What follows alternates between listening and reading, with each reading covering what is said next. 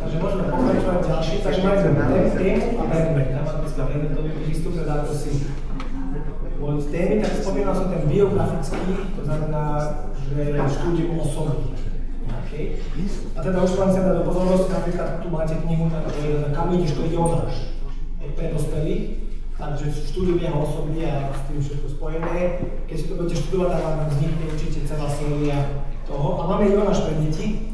Už som teda niektorým pripravili knihu, že už deti teda chceme do týchto zlých smier Jonáš, takým pravdám učiť. Takže keby ste potom sa chceli pozrieť, môžete. Vždy hovorím, že Sväté písmo je v tom fantastické oproti iným náboženským knihám, že tam máte samé paragrafy, sú, keď nesmieš, toto môžeš, toto nebudeš, toto sú výrazmi, ako chceme, verše. Písmo je naopak plné ľudských príbehov. Ľudia ako my. Takže nedáva nám nejaké suché informácie a zákazy, príkazy, ako to často ľudia myslia, že o tom nebudia, ale podáva nám popis ľudí, ako sa oni so svojou vierou, ktorá raz na nás svätým popasovali v svojom živote. Hej. A môžu nám byť vzorom pre náš život a teda určité pravdy môžeme teda odovzdávať ľuďom, keď si chystáme napríklad tým, že si vyberieme nejakého, dostaneme sa k tomu, vyberieme si nejakú osobu, takže to je fantastické, že ľudia sa vedia stotožniť s tým človekom, že ja neviem, aj negatívnymi vlastnosťami, hej, že Dávid, bolo všeličo v jeho živote, hej. No ale vidíme výsledok, že vedia sa s tým stotožniť a ja zápasím rovnako, aj s týmto problémom, aj s týmto, ale poďme sa pozrieť, ako on, ako to rieši, ako bol, aké sú dôsledky a tak ďalej. Takže je to na povzbudenie, že tieto biblické príbehy, teda o ľuďoch, sú úžasné v tom, že teda vieme ich študovať, hovoriť o tom a tie nadčasové princípy, ich teda vieme o nich hovoriť, takže za to hovorím nadčasové princípy, dostaneme sa k tomu, že nebudeme asi hovoriť o tom, že tak ako Abraham v papučiach po prienesku, tak aj my. Asi to nie je nadčasový princíp, o ničom inom sa chce hovoriť, o jeho viere. Takže môže to byť zdrojom poučenia, nám písmo bude tu mať nejaké verše.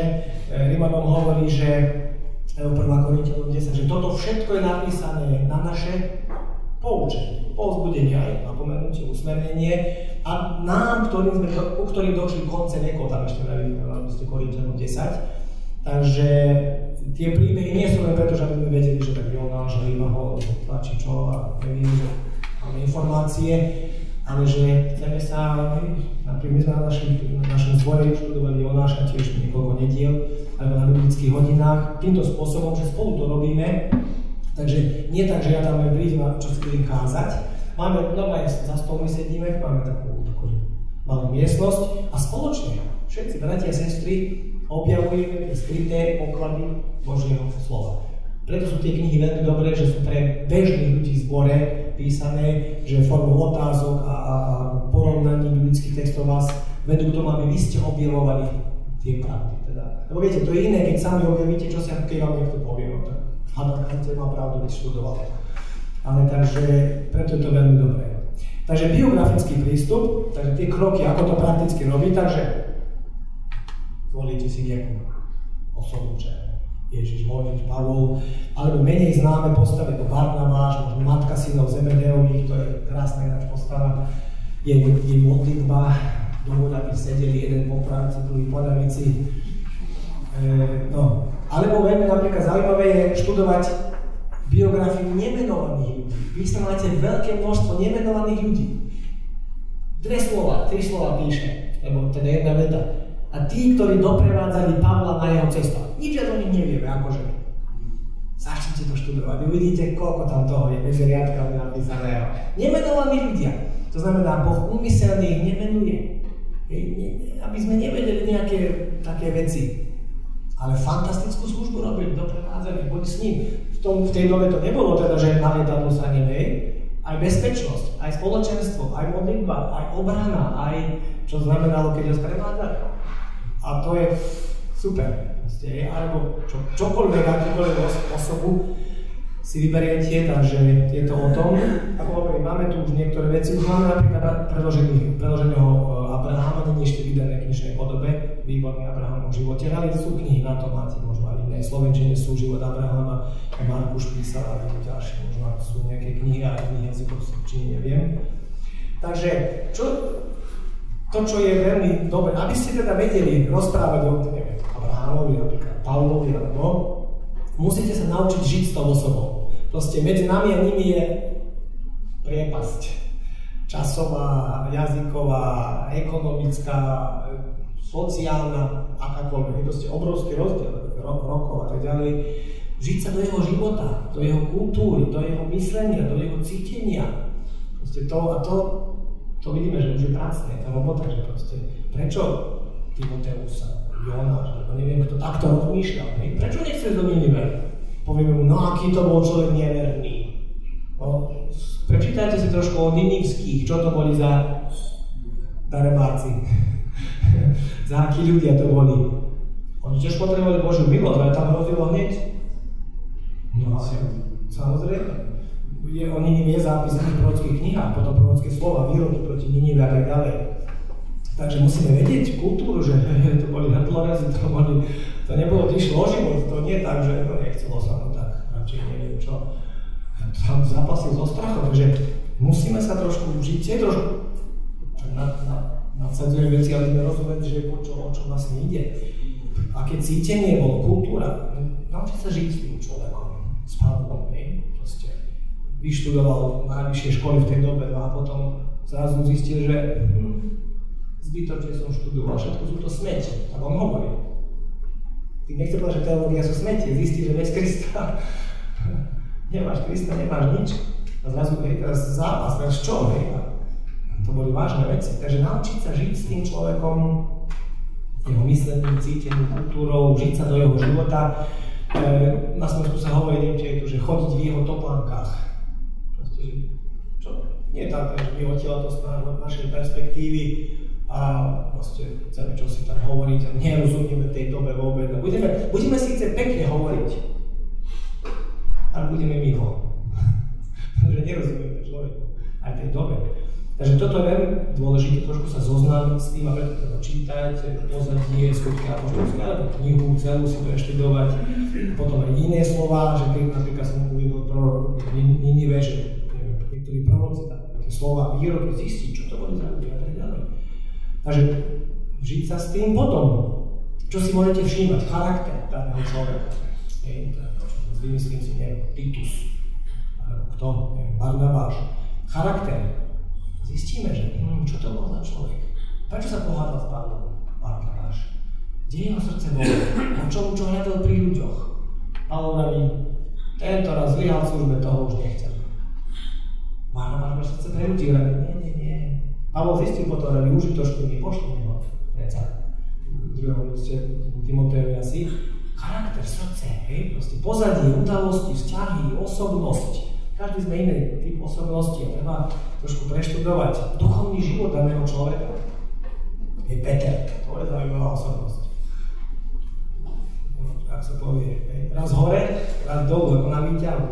Raz, Pane, Ty si Kristus, Syn živého Boha. A druhýkrát nepoznám toho človeka.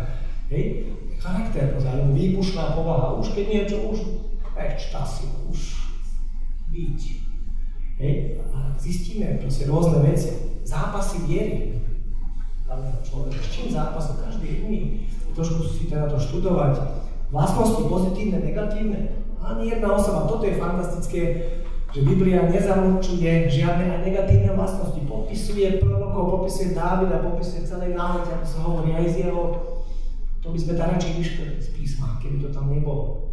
To nám neveriaci vytýkajú potom. Dávid, čo to pozrite sa, čo poviem. A vy ešte hovoríte, že čo, alebo Abraham, Však mal koľko žien, tomto chcete hovoriť. Že možno by sme tam celej náhody popisuje aj zápasy, ich negatívne vlastnosti, nie preto, aby sme sa s nimi stotožnili, teda, ale v tom, že teda aj ja zápasy možno s podobnými vecami a ukázať, ako Boh víťazne ľudí previedol.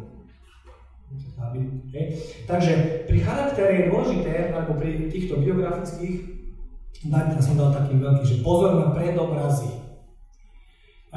Pretože mnohé biblické postavy sú predobrazom Ježiša Krista. A tuto je zvlášť, teda ja mám knihu Predobrazy, nemám ju tu, Predobrazy obrazy Ježiša Krista, to sú písané z ohľadu na Večeru Pánovu, lebo väčšinou sú tie predobrazy z ohľadom na utrpenie a smrť Ježiša Krista. Takže to je fantastické štúdium, dostanete sa k tomu, že predobrazy Krista, Abraham, Dávid, Jozef a neviem čo, Jonáš, sám Ježiš povedal, že to je obraz 3 dní, ako bol Jonáš, tak syn človeka. Takže pozor na predobrazy, takže keď zistíte, že sa tieto daní ľudia sú predobrazy Krista, tak treba sa spozorniť a potom zvlášť študovať, pozrieť sa, čo Ježiš hovorí, že v čom je Jonáš jeho predobraz, v čom je skala, po ktorej udrel tam v hneve na púšti, v čom je predobraz Krista a tak ďalej. Takže, ale teda hovoríme teraz o osobách, tak pozor na predobraz je porovnávať. Čo chce povedať, ale vidíme, že je to veľmi dôležité teda vedieť, takže všímať si tieto veci, charakter, pozadie, udalosti, vzťahy, čo som už hovoril.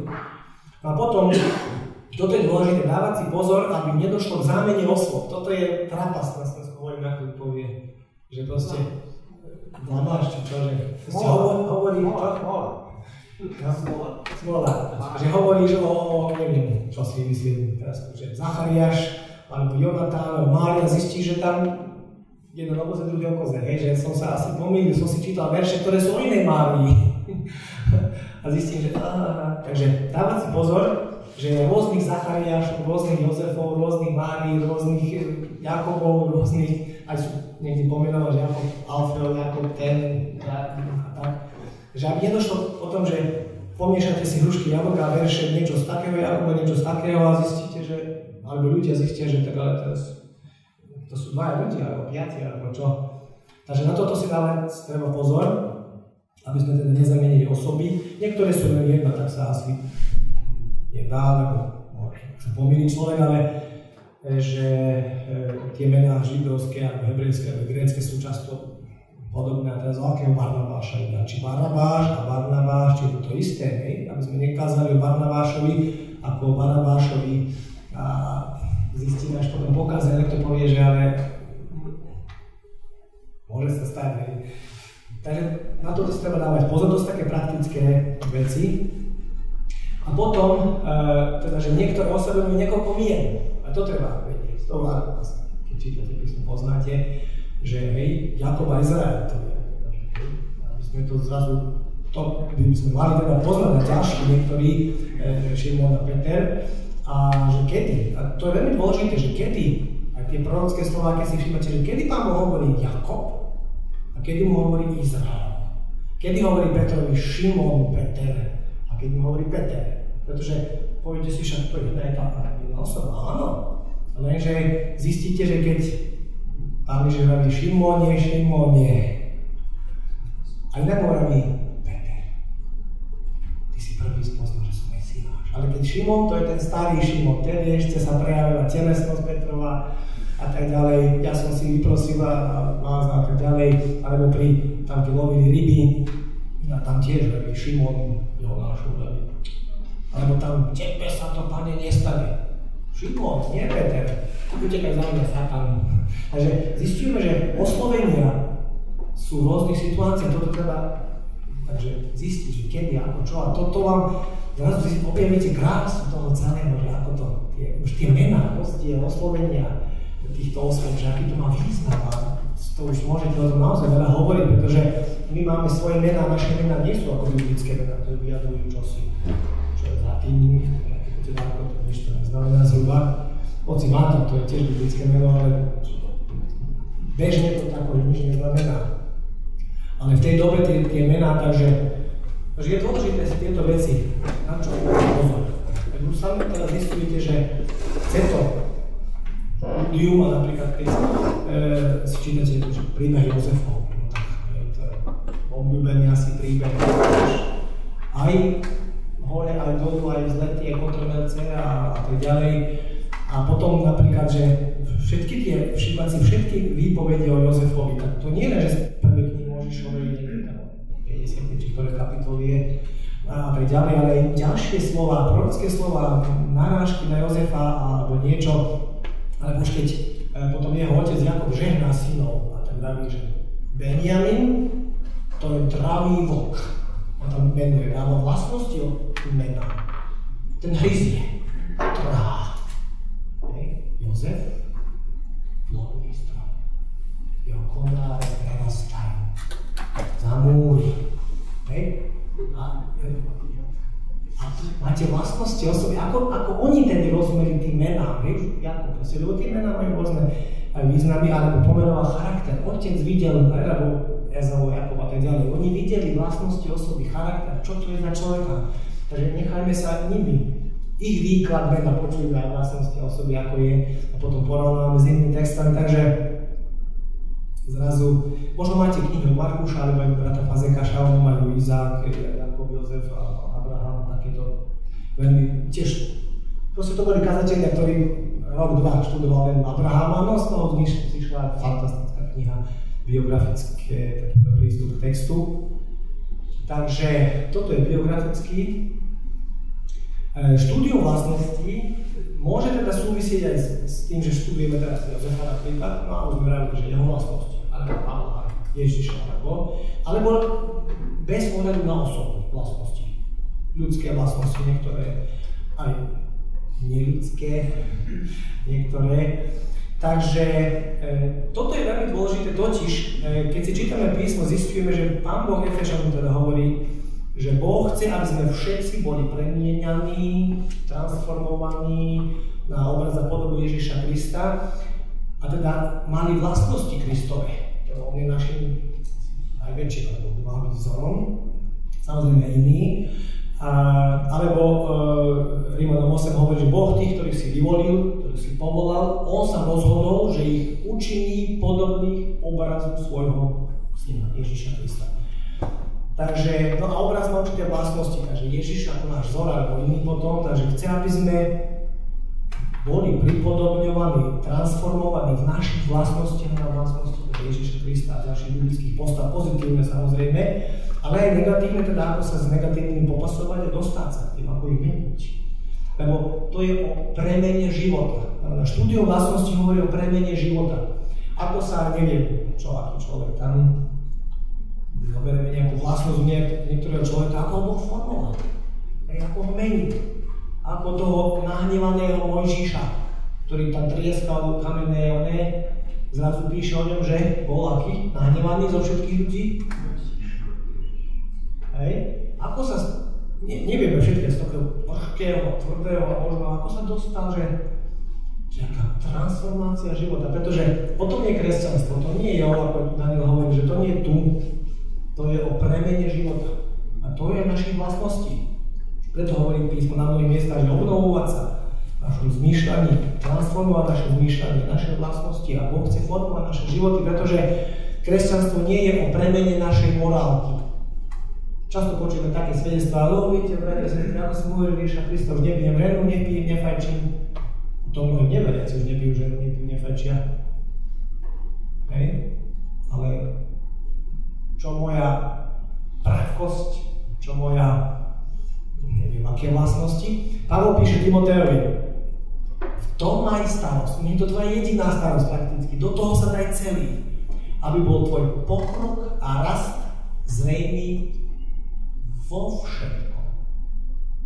Takže nie len, že viac poznám písmo, ale zrejmý ako v vlastnostiach, charaktere.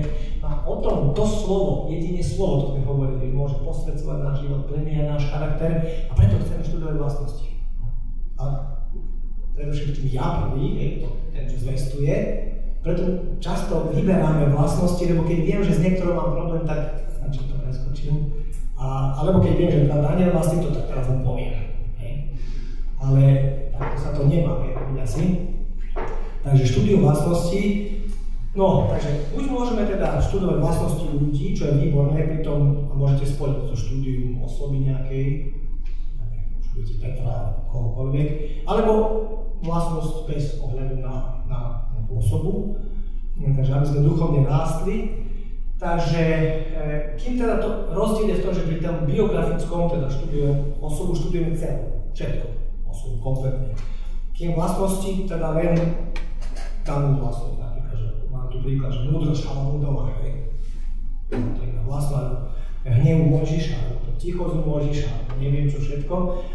Takže študujeme vlastnosti a to je veľmi dôležité také praktické kroky, že tak pomenujeme vlastnosť. Tak napríklad nejako, sme hovorili, že chytilo na to slovo, že je vernosť. Je dôležitá vlastnosť. Lebo príslovie hovorí, ľudia sa kadečím vychvaľujú. Ale muža verného, kto nájde? Napríklad je to slovo. Tak vernosť. Veľmi vzácna vlastnosť. Lebo ľudia sa chvália kadečím. Ale verného, stabilného, časom dobrých a zlých. Bohatstve chudobného, pri oltári, čo si sľubujeme, ktorý sa nepohnie. Kto nájde? Ak chceme sa učiť vernosti, začneme proste. Takže pomenieme vlastnosť, začneme študovať. Dobre je pomenúť si opačnú vlastnosť. Aby ste ju mohli definovať, tak je dobre si pomenovať tak nevernosť napríklad. Alebo tam radosť, tak smutok. A porovnávaním takých opačných vlastností nám vynikne teda tá určitá vlastnosť, definícia, čo tu celé je. Takže je to dobre si takto popísať nejaké. Potom urobiť si štúdium tej vlastnosti. Tak, ja neviem, či už potom si dáme, že nejaký predmet, že vernosť, nie prísloví. Alebo radosť, už sme hovorili o hnevu tam, alebo vlastnosť nejakú, čo som spomínal, obžerstvo, alebo neviem, pýcha, a tak ďalej. Takže, a začneme študovať tú vlastnosť. Znova, konkordancia, slovníky nejaké, možno spomeniem vy, ktorí použijete slovenčinu, neviem, či nejaké sú, takže máme dnes počítačové programy na toto. A v slovenskom jazyku dobrá konkordancia, čo ja veľmi používam, aj porovnávanie biblických textov je teda bibliacká. Alebo biblická spoločnosť SK, dáte, tam máte Biblia, to je to isté. A tam máte konkordanciu, máte si vybrať, že ekumenický slovenský preklad, roháčka, katolícky, čo tam je ešte evangelický, keď chcete porovnávať napríklad texty, a tam sa kliknete, že vernosť, či čo, vlastnosť, všetko, veľmi jednoduchý program. Alebo myslíme Kristus SK, je v slovenčine, a neviem čo ešte také veľmi jednoduché. A potom už tie veľké biblické programy, ktoré sú ale komerčné, treba si zakúpiť. Pravdepodobne stoja $1000, ktoré viac, takže tieto sú free, teda voľné, takže jednoduché na použitie. Takže tam si môžete naozaj vyhľadať a vyhodí vám to a potom sa rozhodnete, ako sme hovorili minule. Takže nájdete si tie paralelné slovné odkazy, ako som už povedal, vernosť a potom, že čo vernosť, tie paralelné. Máte napríklad roháček, tieto preklady, niektoré majú dolu tie, viete, že kde sa potom ešte hovorí a dostane vás k iným textom a tak ďalej a dostanete vlastne celý ten obraz týchto rôznych odkazov na danú vlastnosť. Ale len tá konkordancia je ako výborná, či už máte knižnú alebo elektronickú. No a potom teda, ak to robíte napríklad vlastnosť u určitej osoby, tak si potom to musíte spolu študovať aj daného človeka. Študovať si ho, že prečo má to vlastnosť sa tak prejavila, hej? A zistíte, že neviem, preto, možno už problémy boli vo výchove. Hej, napríklad u Jozefa. Vlastnosť tam bolo od začiatku trošku takej výchy. A prečo? No zistíme, že tá výchova tam nebola celkom, možno otec ho trošku vždy prednostňoval, pekný kabátik, či čo to tam dal, a ostatní tak, no a tak dieťaťa sa zrodí také, že ja som trošku lepší ako vy. A zistíme, že no, máme musel trošku potom ťažšie tú vlastnosť chcel formovať žiadnym spôsobom, ale mal na to krásne plány, ciele s Jozefom, takže popis tej vlastnosti, že prečo, ako, kde, také otázky si môžeme klásť, ale porovnávaním vlastne tých biblických textov a otázky si vás, ktoré súvisia. A také otázky typické je, že čo, kde, ako, prečo, kedy, také bežné otázky, ktoré si kladieme a zistíme, že daná vlastnosť sa prečo vtedy objavila tam, prečo vtedy nie a kde sa objavila. Zistíme napríklad, že Peter mal tendenciu len v určitých okolnostiach prejaviť túto vlastnosť. Keď bol vystavený tlaku, alebo keď neviem čo. Tak sa vieme učiť a zistím, že a poznávam svoju osobnosť, že každý nás má iná osobnosť a viem a zistím, že aha, veď ja som podobný ako Petrovi, ja keď som pod tlakom mám rovnakú tendenciu na túto vlastnosť. Hriechť, tá si väčšia. Alebo Dávid. Boží služobník, no ale keď mu Nábal povedal, že tu pes prašivý tam ide, keď mu vstúpil trošku na mozuľa, vrajme, to ale už aj ja ho zotnem. Takže prečo sa táto vlastnosť práve takto v živote objavia? Čo s tým ideme robiť? Takže tieto otázky si musíme klásť. No a potom niektoré vlastnosti zoznamy máme, že blahoslavenstva, tam máme zoznamy vlastnosti. Blahoslavený a zaradový. Krotký, tichý, takže vlastnosti, aj pozitívne teda, a vždy sú pozitívne, aj keď sú položené negatívne, že alebo ovocie ducha, máme tam. Alebo ovocie tela, myslím, tam ani nemám ešte, tam sú tiež zoznamy vlastností, žiaľ, ktoré sa u nás, keď sme vám hovorili, keď sme v tele, tak telo proti duchu bude stále a vlastnosti tela budú chcieť vychádzať na povrch a musíme s nimi zápasiť. Takže ovocie ducha máte vlastnosti fantastické, ale ovocie tela, skutky tela, skutky tela, takže to mám Timoteová, alebo iné zoznamy takýchto. Takže, no, a vy teda viete, že tá známy popis tých vlastností, že tzv. 7 smrteľných hriechov vyšlo z toho, že tie skutky tela, ale niektoré sú, dnes to vôbec nepovažujeme za žiadne smrteľné hriechy, proste máme pocit, že o nič nejde.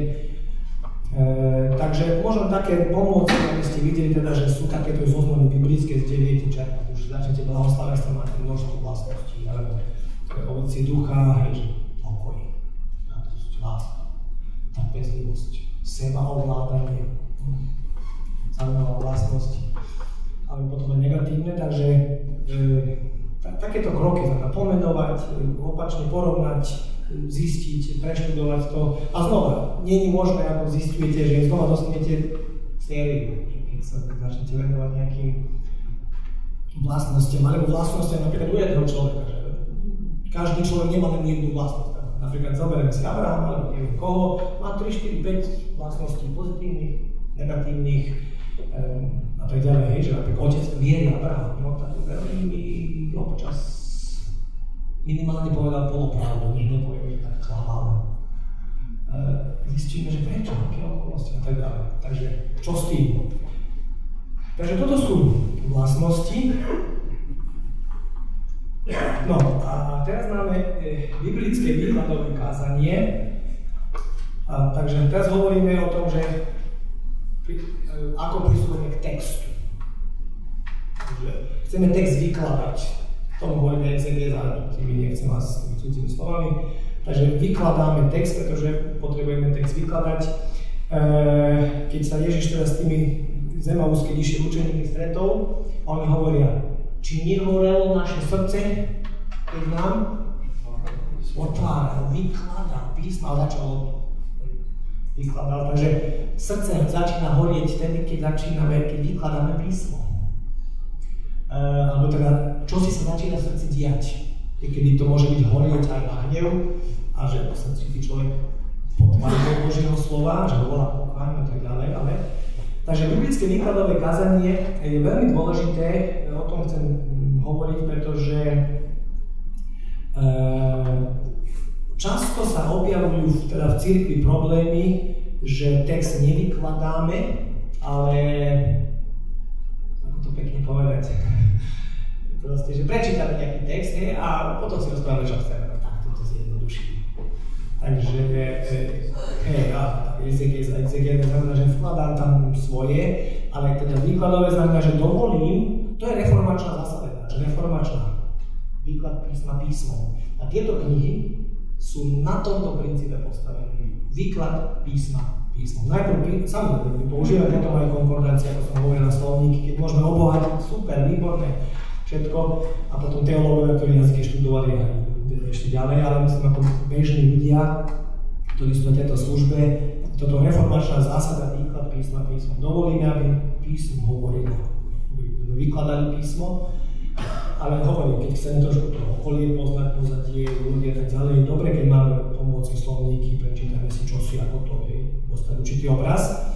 Takže aby sme naozaj, totiž v starej zmluve Pán Boh niekoľkokrát vytýka starozmluvným kňazom. Prorok Ezechiel, ešte jeden tam, neviem, ktorý presne, hovorí, že kňaz hovorí, vy hovoríte, takto hovorí Hospodin. Ale ja som nehovoril. Ale viem, že ešte tam nie, že myslím, že to je môj taký motom Ezechiel 36, asi neviem, ktorá kapitola tam je. Takže, aby sa nám nestalo, že my budeme tu tvrdiť, takto hovorí Hospodin. A Pán Boh hovorí, ja som to tu nikdy nepovedal. A sú také potom série kázni, ktoré možno ste sčítali, že slova, ktoré Ježiš nikdy nepovedal. Je taká kniha jedna. Také niečo. My sme ich povedali, Ježiš nikdy nepovedal. Takže preto potrebujeme test vykladať. Snažiť sa teda, a povieme si teda kroky k tomuto, ale predtým ešte niektoré veci. Takže ide o výklad textu. Vybraného textu. Už sme hovorili teda, ako sa k tomu dostaneme. A tu teda chcem hovoriť o niektorých takých oblastiach, teda, že porozumenie tej zvesti. Ja teda, ako človek, prvý, ktorý má tú službu, potrebujem porozumieť tej zvesti. Slovenskom som nerozumel, tak potom aj môj výklad bude taký všelijaký. Takže porozumenie zvesti, porozumenie poslucháčom, to je veľmi dôležité, lebo my nehovoríme asi do vákua, že proste vždy tu sú nejakí ľudia, ktorí hovorím. Takže pri výkladovom kázaní alebo kázaní teda vôbec slova, toto je dôležité, porozumieť poslucháčom, porozumieť sebe samému. Už sme tu aj na predstavu trošku hovorili s niektorými, že ten kazateľ slova má niekedy sám problémy s tým slovom určitým, že porozumieť sa sebe samému, o tom budeme hovoriť, čo je vraj praktické veci. Že zistíme, že moja kázeň nezačína tedy, keď vidím na kazateľňu ako veľký kazateľ, ale začala kde tam, že som bratovi nepodal ruku, že som tam otočil chrbát a on potom príde povie, že to kazateľ chceš. Čo je pravda. To neznamená, že Pán Boh aj tak si nemôže použiť z tohoto človeka, ale aby sme rozumeli, že je to balík čohosi, čo nemôžeme prehliadať. Že to nezačína iba na kazateľni. Takže porozumenie sebe samému, takže niektoré takéto pravdy aspoň zo pár. No, predtým, ešte dostaneme k tomuto, by som chcel upozorniť na jednu, je to teologická záležitosť, ale musíme o nej povedať, lebo s týmto máme vážne problémy pri výklade textu. Totiž musíme porozumieť, že kľúč pre mňa, a ja si pamätám dodnes, keď to brat Hannes nás vyučoval, kľúč pre porozumenie zvesti spočíva v tom, že porozumiem, že písmo, to Božie zjavenie nadané v písme bolo postupné. Postupné zjavenie. Pribúdali proste, nemáme knihy, tieto Genezy a tak ďalej, potom máme knihy prorocké a tak postupne to vyvrcholilo. Znamená, zjavenie bolo postupné. A kľúčový verš, prečítame si ho, Židom 1.1. Boh mnohokrát, mnohým spôsobom, mnohokrát boli tu určité etapy Božieho zjavenia, boli určité spôsoby Božieho zjavenia, hovorieval Otcom, avšak tam je kľúč. V týchto posledných časoch sa rozhodol nám prehovoriť Ježišovi Kristovi. Všetky tie predchádzajúce etapy Božieho zjavenia, ako postupne prichádzali, a Pán Boh ich zahrňoval vždy zmluvou. Vždy sa musíme v konečnom dôsledku položiť okuliare Ježiša Krista, pretože biblické je nie to, čo je v Biblii. Nie je všetko biblické to, čo je v Biblii, pretože v Biblii je, čo Ježiš hovorí. Počuli ste, bolo povedané Otcom, oko za oko. Ja môžem kázať ľudia oko za oko, keď sused ti vyhorie brázdu, jemu 4. Ježiš povedal, milujte svojich nepriateľov. Že Božie zjavenie vyvrcholilo v Ježišovi Kristovi. Biblické je to, čo je kristovské. Ináč budeme mať pravdu, budeme stáť na Božom slove, ale budeme mimo. Ak nepochopíme tento teda rozvoj, to sme už hovorili, Božieho zjavenia, že Pán Boh hovorí v etapách, mnohými spôsobmi, teda, že to vyvrcholilo Ježišovi Kristovi, takže to Božie zjavenie prebiehalo v čase. Prečo to hovorím? Pretože zoberieme si Abraháma. A tak čítame a povieme si, no vidíte, bratia, Abraham, neviem toto, takto aj my. Ale zabudáme, že predtým boli určité ďalšie, Boh doplňoval zjavenie.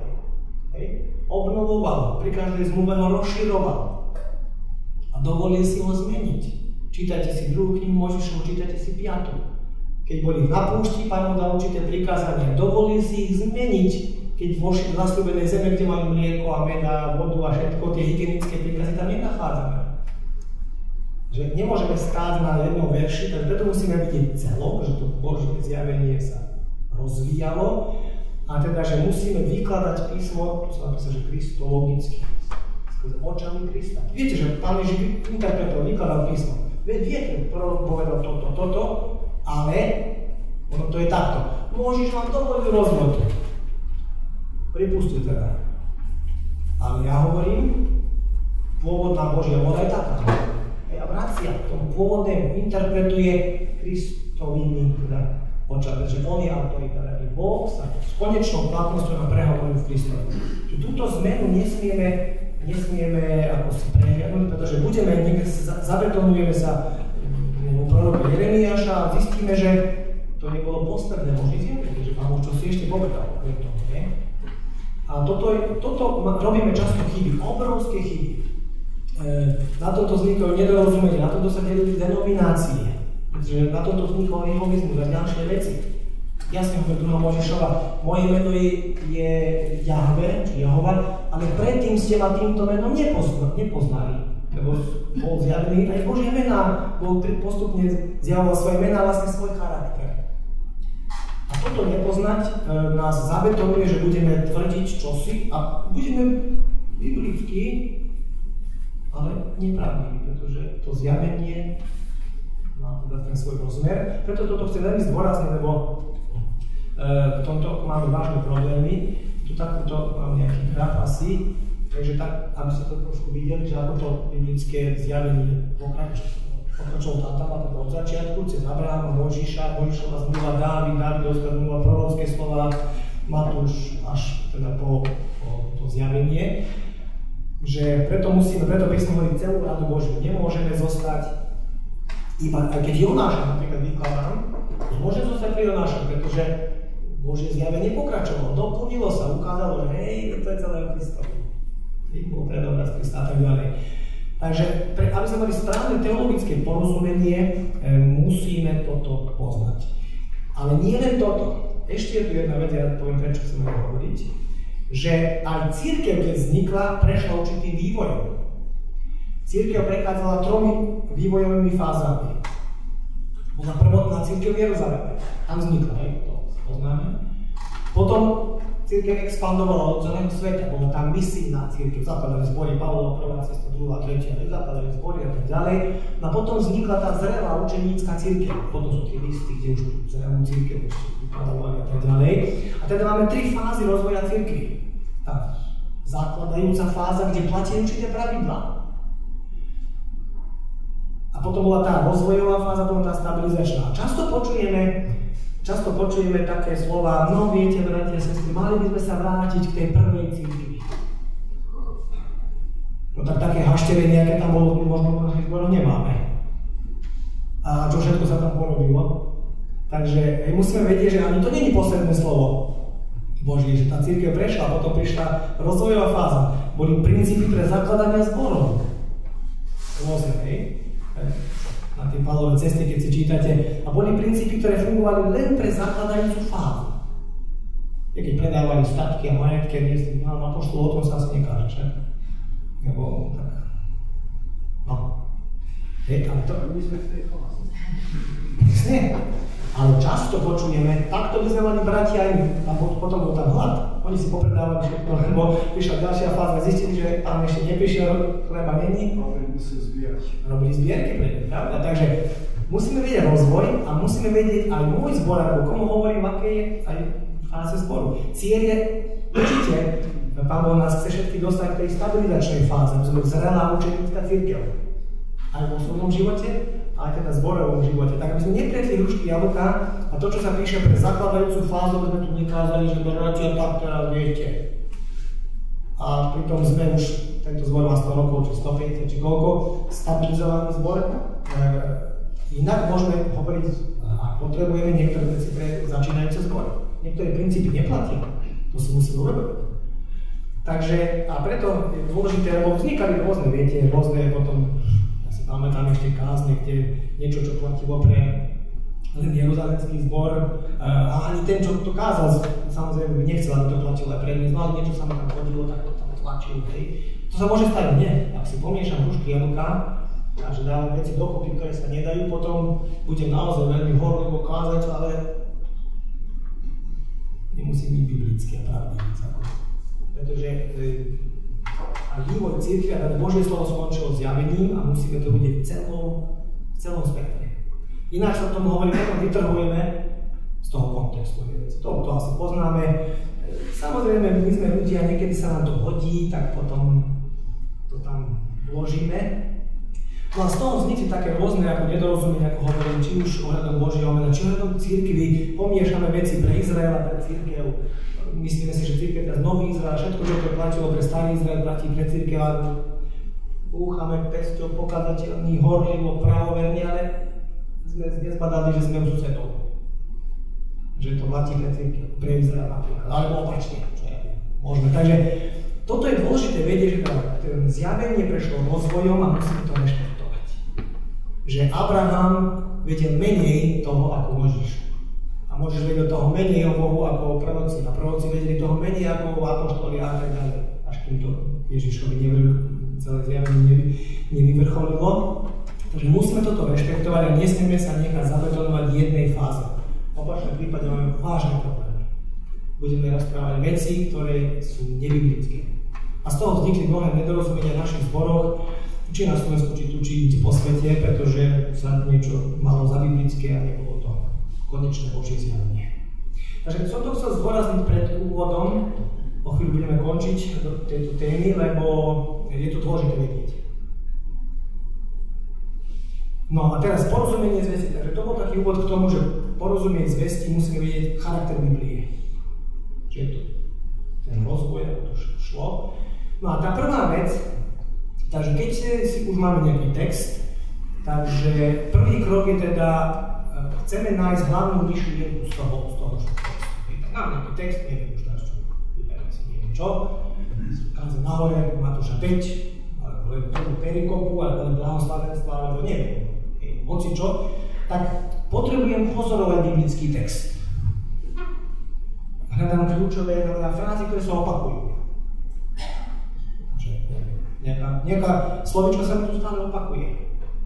Aha, takže čo sa opakuje, asi bude dôležité. To bude téma asi hlavná tohoto textu. Hej? Alebo neviem, niečo iné. Takže kladím si otázky. To je to kopanie. Mám niekedy také ilustrácie, tak rýl do Biblie, že kopem. Pýtam sa, čo? Kde? Kto? A prečo? A na čo? A kedy? Kopem. Idem hlboko pod povrch, pretože poklady sú tam skryté. Takže pozorujem biblický text. Niekedy je problém taký, že prečítam text a už vratie sa takto. Počkaj, že si nepozoroval, že si nevidel, čo všetko tam je a no už takto hneď. To má svoju postupnosť, musím zvesti porozumieť sám. Takže to je ten prvý krok. Tak hľadám ten predmet, či kľúčové slovo, hlavne myšlienku. Takže znova pripomínam, tie knihy sú takto stavané. Budú vás viesť cez otázky a mapky, grafy, aby ste objavili hlavnú tému, hlavné myšlienky, kapitoly, perikopy, teda tej časti a potom postupne sa venovali teda tomuto. Takže hlavná myšlienka, potom hľadám nejaké doplňujúce slovo, čo vysvetľuje tú myšlienku a pýtam sa takže, o čom text hovorí. Ste počuli otázku? O čom text hovorí? Niečo hovorí nie ešte stále. O čom text hovorí? Tak hovorí, že Ježiš išiel s učeníkmi cez lúky, trhali klasu, sobotu. Alebo hovorí, že boli triby, alebo Abraham išiel, utekal do Egypta, alebo neviem čo všetko. O čom text hovorí? Ste stále nie mne. O čom je text hovorí? Aby som dobre porozumel, tam dostaneme sa k tomu teda, že má to svoje všelijaké veci, kultúrne pozadie a tak ďalej, takže o čom text hovorí? A tu je slovo, tu sa vidíte slovo. Tam je Žalm 119, 18. verš s modlitbou: Pane, otvor moje oči, aby som videl tie prevzácne veci tvojho slova. To je prvý krok. Modlitbou musíme pristupovať, pretože Božie slovo je Božie slovo. Znamená, že ako Pavol hovorí, musia sa duchovné pravdy duchovne vysvetľovať. Musíme duchovne porozumieť, takže s modlitbou otvor moje oči, aby som videl tie predivné veci. Predivné možno aj skryté často. Nerozumiem dobre tomu slovu. Otvor moje oči, aby som videl.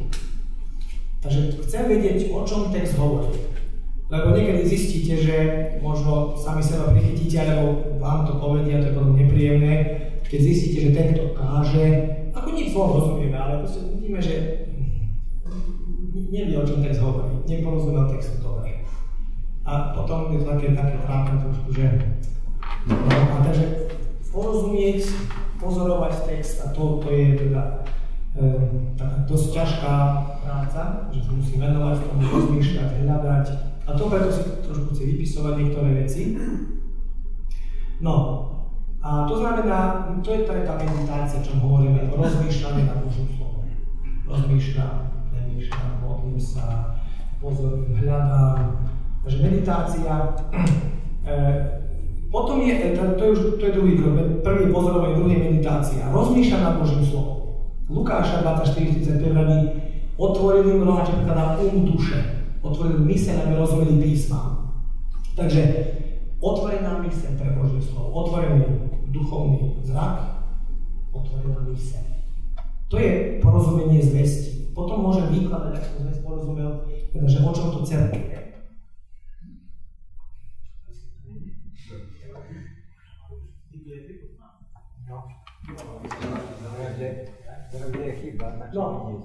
Budete nás počuť. Takže keď rozmýšľame nad Božím slovom s otvorenou mysľou, takže stále je to o tom, že pristupujem k textu bez toho, že som ja tam čosi vnášal. Prichádzam k textu akože tak, že nič neviem. Neprichádzam tak, že Boh je láska a potom hľadám biblické texty, aby som to podporil. Prichádzam do opačného konca, že otváram písmo, rozmýšľam, modlím sa, pozorujem, meditujem, aby som pravdepodobne teda z textu videl, že Boh je láska, ale neprichádzam vopred s hotovým záverom. Že, hej? Lebo potom niekto môže povedať, že a láska je Boh. Je či nie? Hej? No? Hej? Takže už takéto máme, zároveň zistí, že tak čo? Preto musím ísť do písma, aby mi písmo hovorilo. No a ak som porozumel teda s otvorenou mysľou, Ježiš začal teda vypráviť, keď Demovským, neviem čo išiel. Čo boli depresii, aby sme sa dúfali, aby sme sa nadiali a z toho nič. Tak začali otvárať písma a začal vysvetľovať pozadie a prorocké slova a proste. Takže charakter biblického jazyka som na to spomenul, že musíme poznať, že o čom to je teraz písmo, teda, že či je toto slovo podobenstvo. Pretože ak je niečo podobenstvo, tak inak musím k tomu pristupovať, ako keď mám tam, že je to alegória, alebo metafora znamená obraz nejaký, že alebo ja neviem. Ten charakter musím poznať, znamená, že hyperbol, nadsadenie. Neviem, ten známy text, teda, že ľahšie ťava pôjde cez to vyhľadné ucho ako bohatý, či ako do nebeského kráľovstva. Takže to sú štýly, ak chcel Pán Boh, alebo Pán Ježiš, alebo písmo určitým jazykovým spôsobom nadsadiť veci, to začne rozmýšľať.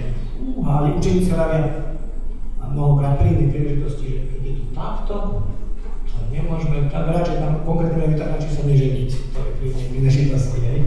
Nadsadil do tých veci nemožné prakticky, aby vyprovokoval myslenie. Alebo sarkazmus máme písme, to znamená také osmiešnenie. To je spôsob vyjadrovania, to máme niekedy. Alebo máme poéziu, žalby, to sú básne. Tam sú určité pravidlá, myslíme, o čo ide. Robíte príbeh. Príbeh inak rozumieme, tam sú pravidlá, že báseň má svoje spôsoby vyjadrovania, nie všetko je doslovne tak. Vrchy poskakovali ako barance. Halelúja, Pán Boh je mocný, vrchy skáču ako barance. Je?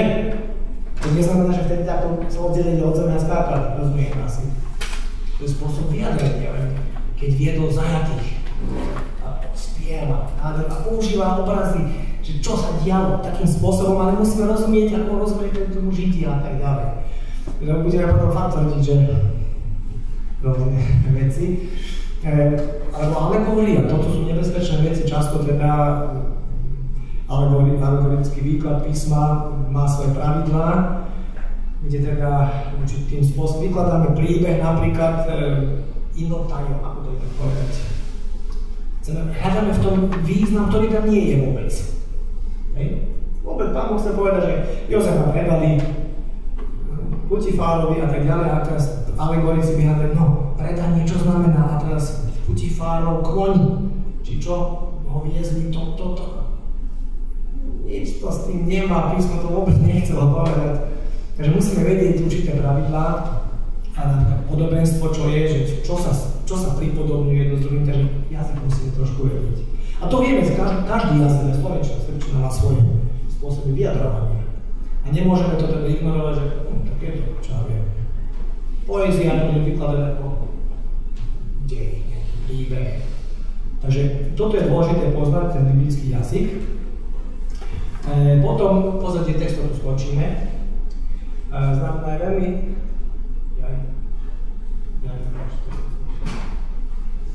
že pozadie textu, že žiaden text nie je písaný do vzduchoprázdna. Takže tam je nejaké pozadie.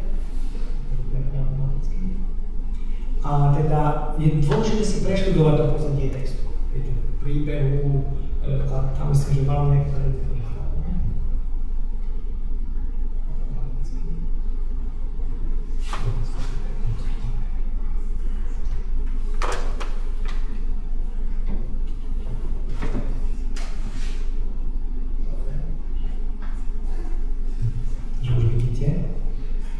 tam sú vždy nejaké veci, no a teraz musíme vedieť historické pozadie.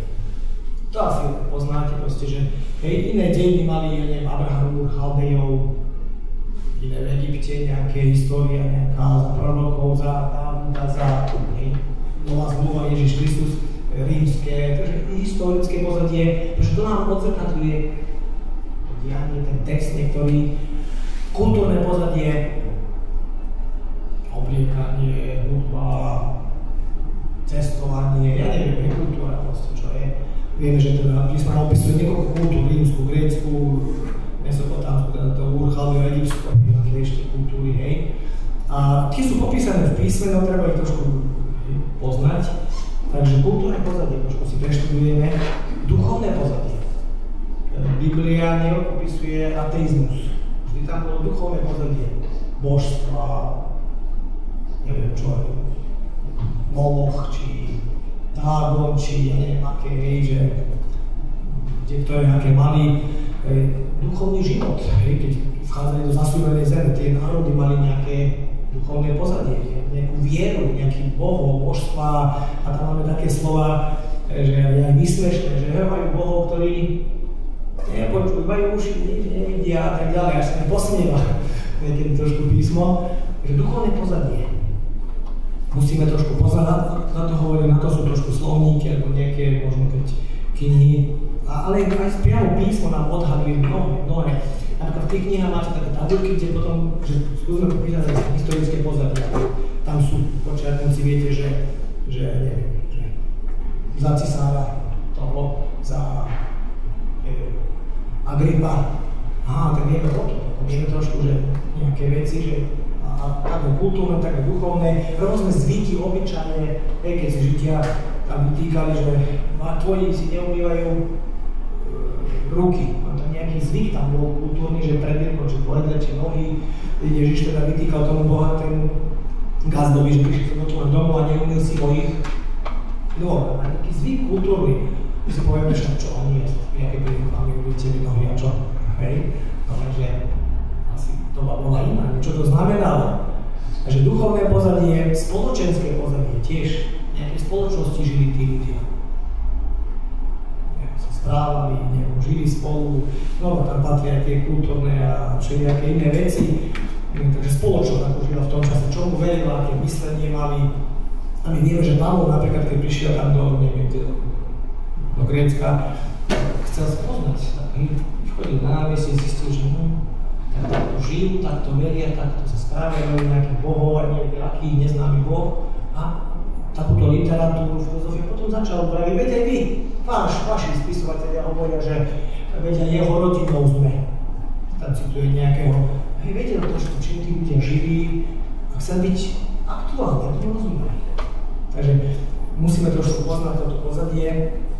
jazyk a spôsob vyjadrenia, tak to sme trošku hovorili, ale my teda vieme, že jazyk Biblia nie je písaný ani v slovenčine, srbčine, ani v maďarčine, ani v angličtine, ale hebrejský, teda aramejský a grécky, pôvodné teda texty, no a to malo svoje pravidlá, svoje určité spôsoby vyjadrenia, takže nemôžeme to automaticky hneď prenášať v našej dobe. Musíme trošku porozumieť, že alebo niektoré veci dlho sa neboli, ani sa neprekladali, nevedeli sme ich preložiť. Tam dlho bolo niekde písme tohu, vavu, ak si pamätáte, možno ešte kráľovskom, či neviem, ktorých tam boli hebrejské slova, niektoré, že nevieme, alebo niektoré zvyky, alebo ja neviem, alebo niektoré sme preložili, ale za tým je obraz určitý, že napríklad jeden brat povedal po nejakom vysvetľovaní, ja som myslel, že slovo pohoršiť znamená urobiť horšie. Takže slovo horšie. Neviem, ako tomu vyrozumiete, to je slovenčine, ale tam je slovo skandál, skandálom. Dnes máme slovo škandál, ale to znamená pasca. To bolo drievko na pascu. Kto by pohoršil panáka, uviedol ho do pasce, že podkol vo viere. Tak. Vedal. Takže spôsoby vyjadrovania, obrazy, hebrejčina, gréčtina mali iné a trošku je dobre, keď si chcem vás pozbudiť, prečítať si nejaké slovníky, máme dnes už knihy asi aj srbčiny, aj slovenčine, rôzne takéto, alebo minimálne slovníky nejaké sú také, a dneska na internete si to viete už vyhľadať, kde také elektronické podobe, trošku aspoň je dobre, keď si s tým zoznámite, že to otvorí vám úplne nové pohľady. Veľmi dôležité, končím, dôležité je všímať si slovné spojenia, kde si otvoríte písmo, neviem, čo tu nájdem, toho istého času, alebo a potom prvý deň po sobote, alebo preto teda, alebo neviem čo, proste takéto slovné spojenia vtedy hovoria niečo, nemôžeme, že spájajú nás niečím. Alebo tam hovorím tie historické, že za vlády toho a onoho, alebo Jana 3, Ježiš vraví, tam vraví, že mnohí uverili, a teda mnohí vyznali, že uverili Ježiša Krista, Jana 2 končí, ale vraví, Ježiš im neveril, lebo poznal, čo bolo v ich srdci. A začína 3. kapitola. A tam bol medzi nimi jeden človek menom Nikodém. Takže niečo tam sa deje. Uprostred toho zástupu tých, ktorí sa hrali na veriacich, a Ježiš predkol, že bol človek, a tam, v tom čase medzi nimi bol človek, ktorý si uvedomil, že na čo si hrať sa nedá pred Ježišom. A prišiel za ním, Pane, čo? Takže, zisťujete premostenia, to vám otvorí krásny, nový pohľad na vec, že o čo v skutočnosti šlo. A potom Ježiš stráva znovu z rodiny a tak ďalej. Tu skončím, budeme pokračovať ďalšími takými praktickými vecami. Potom ľudia naozaj, ak máte, píšte si poznámky, otázky, keby ste mali nejaké, tak naozaj na obed a budeme ešte niektoré praktické veci, ktoré súvisia s týmto. Takže verím, že vám to bude na povzbudenie a na pomoc pre vašu službu. Nie, môžeme učiť modlitbou a potom aj, čo budeme modlitbou. Pane Ježiš, chcem ťa chváliť za to, že si našim spasiteľom, našim pánom. Chceme ťa chváliť za to, že si zobral na kríž za naše hriechy, Pane, že si opustil nebeskú slávu a stal si sa sluhom, poníženým, tým posledným. Pane, chcem ťa chváliť za to, že v tvojej obeti máme odpustenie hriechov, večný život. Chcem ťa, Pane, chváliť za to, že nás, takých ľudí, ktorí sme boli tvojimi nepriateľmi, ktorí sme boli odsudzení Božiemu životu, si nás povolal, zmieril si nás so sebou samým a dal si nám tú výsadu, poslanie byť tvojimi služobníkmi, stáť v službe slova, zvestovať tvoje evanjelium, ktoré je mocou Božou na spasenie tým, ktorí veria. Pane, tak prosíme, aby si nás každého jedného budoval v tejto službe, Pane, aby sme mohli rásť v tejto službe, aby sme mohli verne stáť v tom poslaní, aj navzdory tomu, že je to ťažké a že je možno nepopulárne v dnešnej dobe, a že prichádza doba, keď ľudia nechcú počuť učenie písma. Pane, prosím za mojich bratov a sestry, ktorí sú tu, aby si ich pozbudil, požehnal, Pane, posilnil mocou Ducha Svätého, aby mohli mohli byť skutočne tvojimi nasledovníkmi a zvestovateľmi toho slova, ktoré je duch a život na tvoju slávu. Pane, prosíme, požehnaj nás pri jedle. Chceme ďakovať, že sa staráš o nás, o naše potreby.